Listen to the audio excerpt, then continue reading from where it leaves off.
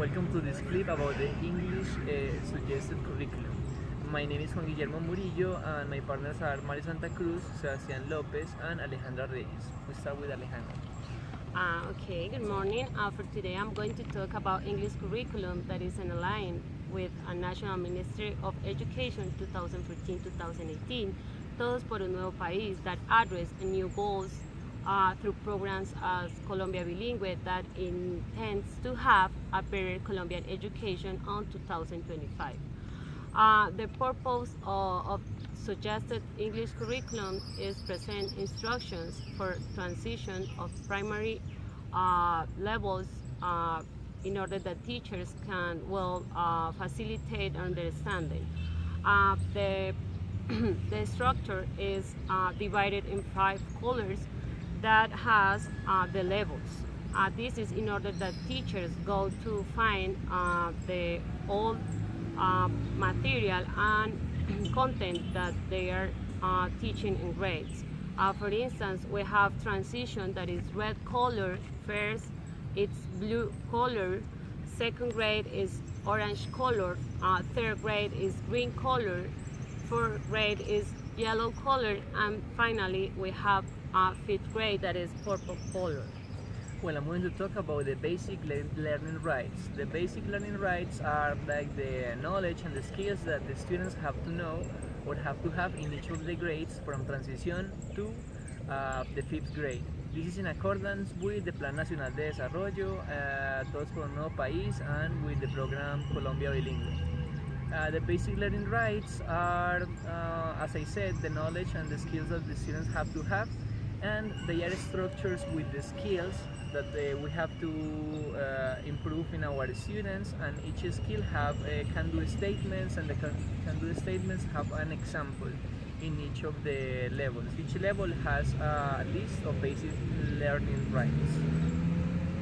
The basic learning rights with the suggested curriculum and with the practical guide looks to strengthen the process of learning and teaching English.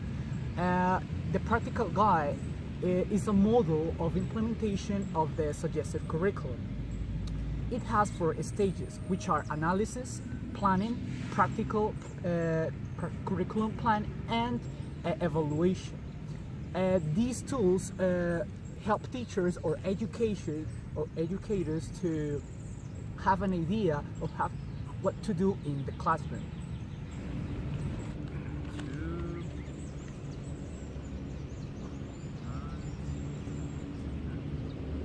So the suggested English curriculum structure has some elements and instructions for transition and primary teachers, as Alejandra explained. The structure is organized by chapters based on each grade, so transition first, second, etc. And they are differentiated by colors. In each chapter it will be found the scope and sequence, which provide an overview of the language function, language level, learning goals, and the objectives. Not to mention that the basic learning rights are also included the minimum skill and knowledge students will need to acquire. In each chapter you will also find the suggested syllables.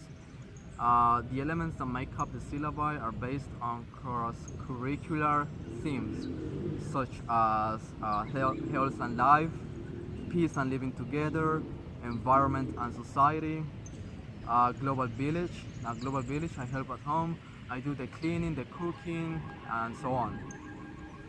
So you will also find the methodological principles as task-based and project-based, along with the clear approach. Lastly, you will find the suggestions for assessment.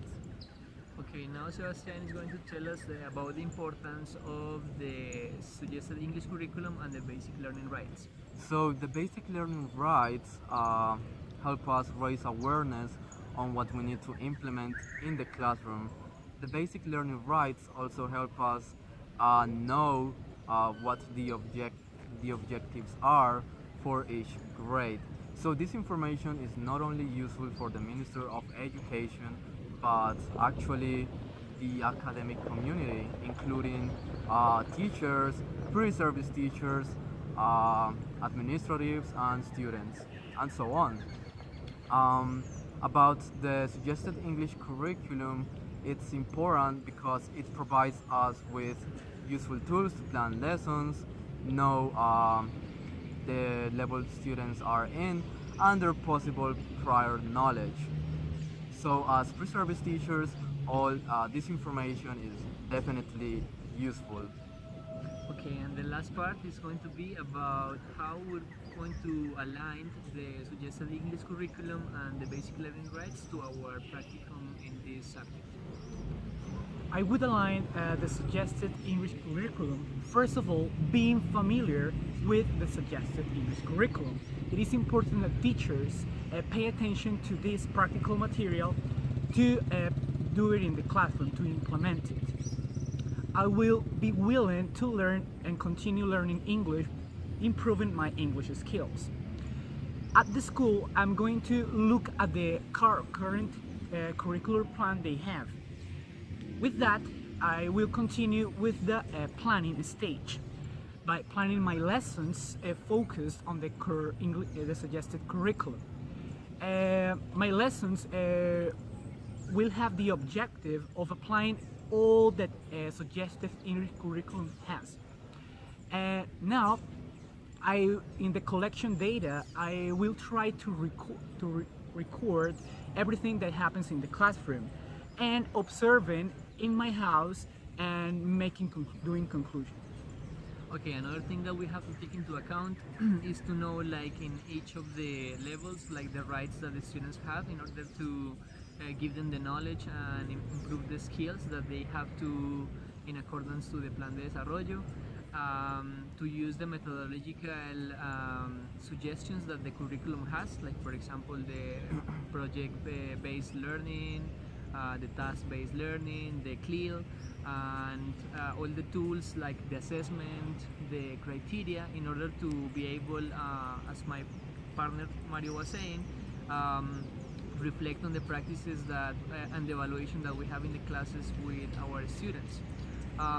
The use of Baño Bonita, English please, like to complement in the classroom, and also like to be aware of the context in which we are working, so we can adapt the curriculum to the real necessities that our students may have.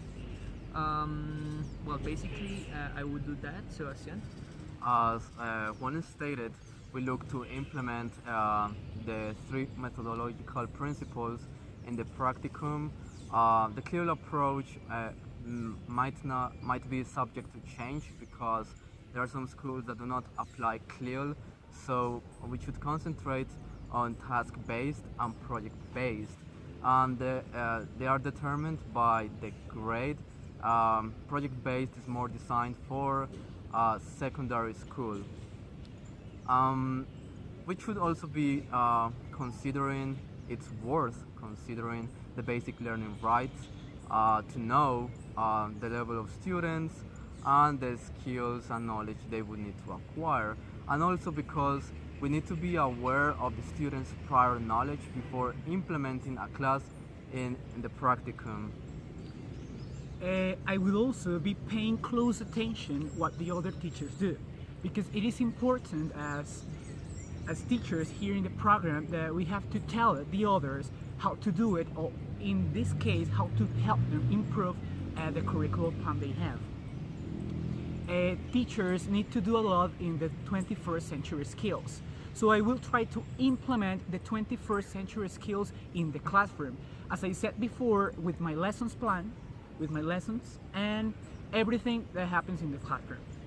Okay, like to finish, I'm going to say that we have to be aware of the goals that we have to carry during our lessons in order to take our students like in the right path, like following the correct stages that we have to go with them, and then take them like to the next level in which another teacher is going to get them.